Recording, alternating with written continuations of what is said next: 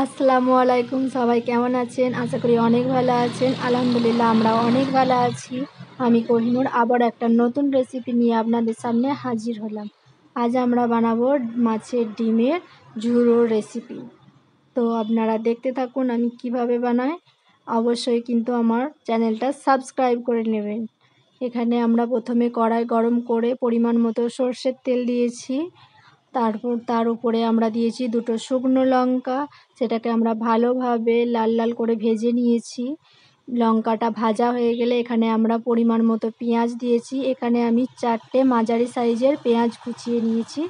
আপনারা আপনাদের ইচ্ছে মতো পেঁয়াজ ব্যবহার করবেন, কারণ এখানে পেঁয়াজটা বেশি পরিমাণে দিলে খেতে কিন্তু মিষ্টি মিষ্টি লাগে।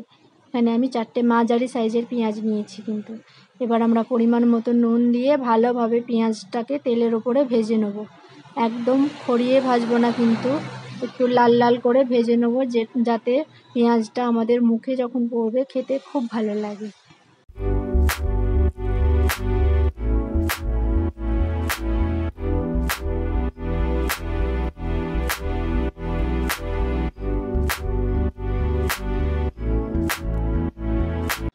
এখানে আমরা কিন্তু কোনো রকম মশলা ব্যবহার করিনি।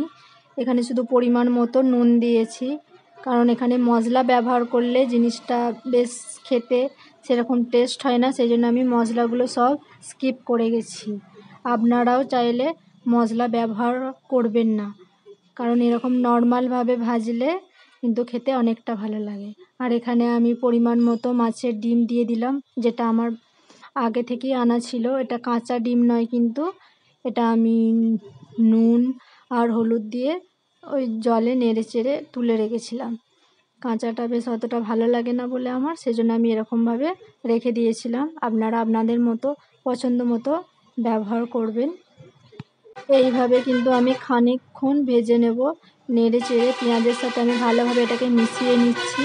এটা যত পরিমাণ ভালোভাবে ভাজবেন, এবং বেশি ভাজবেন না যাতে চিবড়ে হয়ে যায়, কারণ মাছের ডিমের এটা বেশি ভাজলে চিবড়ে হয়ে যায়, সেটা খেতে অতটাও ভালো লাগে না।